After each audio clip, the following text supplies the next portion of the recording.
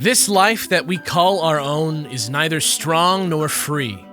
A flame in the wind of death, it trembles ceaselessly. And this all we can do to use our little light before. In the piercing wind, it flickers into night.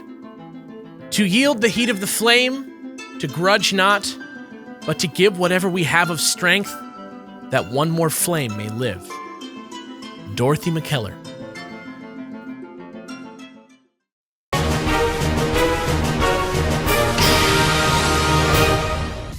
Welcome to a legendary episode of The Dex, where we cover trivia and strategy for a different Pokemon each week. I'm PokeKellz. And I'm Fire Breather Alex. Hey, I know I don't normally mention it, but whatever song that was up top was super chill, dude. Good stuff. Oh, that wasn't me. It wasn't? No, dude, that was popular Pokemon remix artist GlitchxCity. And guess what? She's here! What? Hey! She was standing just off the camera. Huh. Yeah, it's Entei.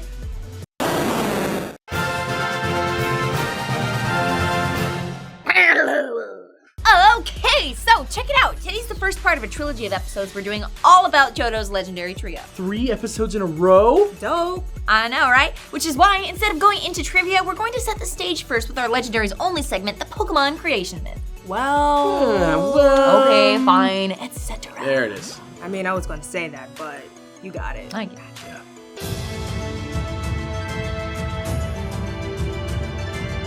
A lightning bolt, a raging blaze, a sudden downpour, 3 deaths, but also 3 births. That is the story of Entei, Raikou, and Suicune. In Johto, 700 years before the events of Gold and Silver, 2 towers were erected in GlitchxCity to honor the bonds of friendship between people and Pokemon, the Bell Tower and the Brass Tower.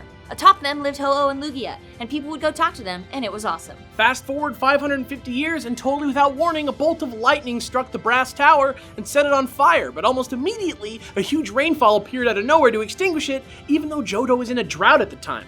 3 bizarre events in quick succession. Also, 3 dead Pokemon were found in the fire, and Lugia fled to the War Islands. Not the best day for old GlitchxCity, but from the Bell Tower, Ho-Oh watched, and like the phoenix it is, Ho-Oh reached out to 3 mystery creatures and resurrected them as a legendary beast. What they were before is not known, but when they woke up, they were elemental deities. Raikou was the lightning bolt embodied, Entei was the blaze reborn, and Suicune was the downpour incarnate. Ho-Oh left to wait for a worthy trainer, and the beasts were left to wander Johto as a reminder of the events at the Brass Tower. And that's it, I guess. But doesn't it feel like we're missing something? Why did this all happen? What are these elemental forces that live in the beasts? Where did they come from? Are they some kind of vessel for spirits beyond Pokemon? And what about the Slowpoke in Azalea Town that saved the region from a drought hundreds of years ago? Is there a connection? I guess we'll find out more about this next week, but damn! Sometimes I wish it could be more like Looker and just go solve some mysteries, you know?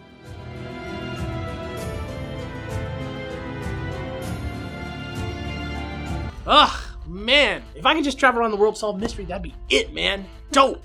Also, yo, Azalea Town represent, that's my headcanon hometown.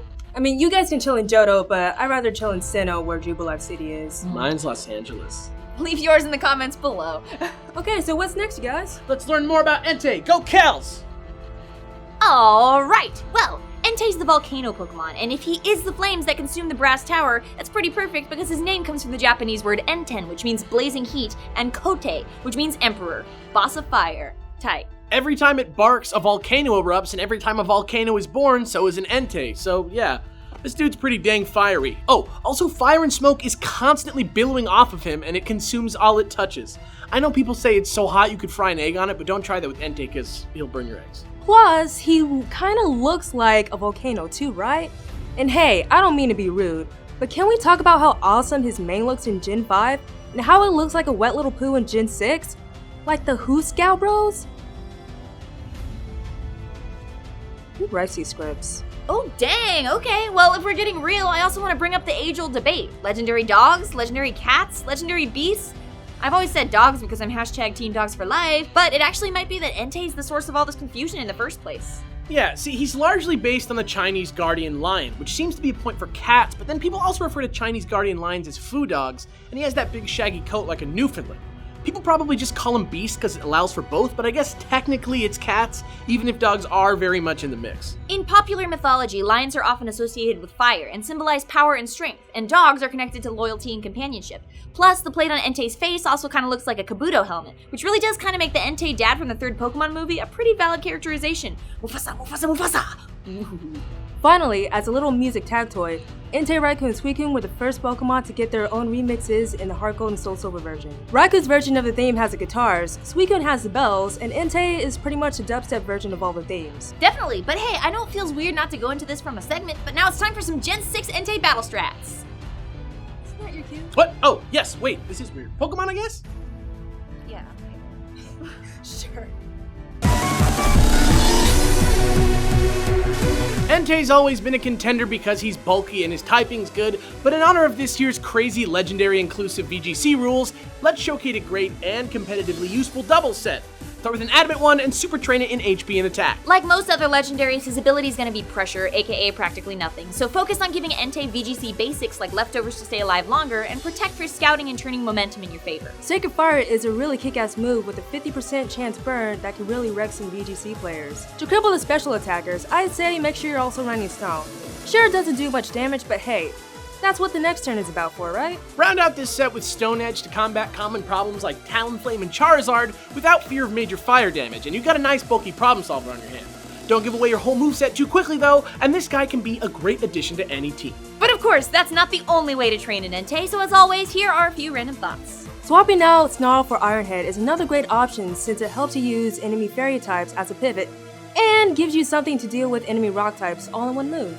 If you're gonna run him with a levitating or flying type partner, you can also try something like Bulldoze because of the extra threat of slowing opponents down. Just play smart. Just play smart. And finally, if utterly overwhelming fire damage is more your thing, swap out the leftovers for a choice band. I know they always say if you can't stand the heat, then get out of the kitchen, but I think Entei would probably roast you anyway, even if you did. Okay, that's it. So Entei's the first in the trilogy? Dang, I wish I could be here for the other two. Right? These guys are pretty darn awesome, but seriously, thanks for coming, Glitch. Yeah, guys, click here to check out her awesome channel that's just chock full of sick Pokemon remixes. This whole episode's soundtrack is pure GlitchxCity. So, thanks, guys. Anytime, and thanks to all of you out there, too. Anyway, I'm Fire Breather Alex. I'm GlitchxCity. And I'm PokeKellz. Tune in next week for part 2 of this legendary trilogy on The Dex.